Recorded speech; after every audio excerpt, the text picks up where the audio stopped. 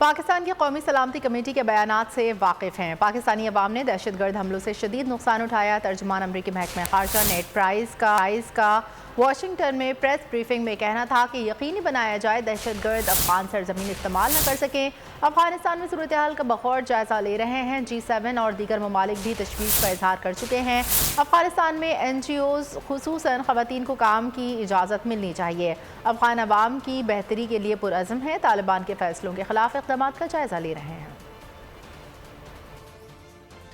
That continue to demonstrate their contempt for the welfare and the rights and freedoms of the Afghan people, particularly women and girls, and their disinterest in normal relations with the international community. We are assessing the impact on this edict. We're discussing options that will allow us to maintain a strong, principled position as the single largest donor of humanitarian assistance in Afghanistan, while also doing what we can to prevent the humanitarian situation from deteriorating even further as a result of the difficult operating environment the Taliban have themselves created.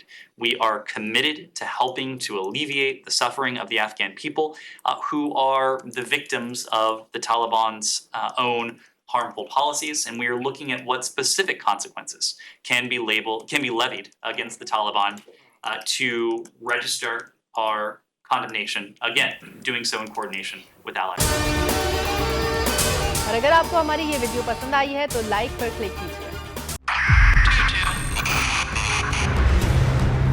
2022 बहुत सारे तोहफे भी देखे गया पाकिस्तान की आवाम को। पाकिस्तान की आवाम को एक तोहफा ये दिया कि आवाम को पता चल गया कि पाकिस्तान का मीडिया क्या है। हक और सच का सफर साल 2022 में बोल रहा नंबर 1। हमने बहुत सारे शोज और ट्रांसमिशंस की, पूरा साल मुसलसल जदोजहद में निकल गया कि ये वोट ऑफ कॉन्फिडेंस के पीछे कौन लोग थे। तोड़े रेटिंग के सभी रिकॉर्ड। एंकर्स ने भी अवाम में सबसे ज्यादा मकबूलियत पाई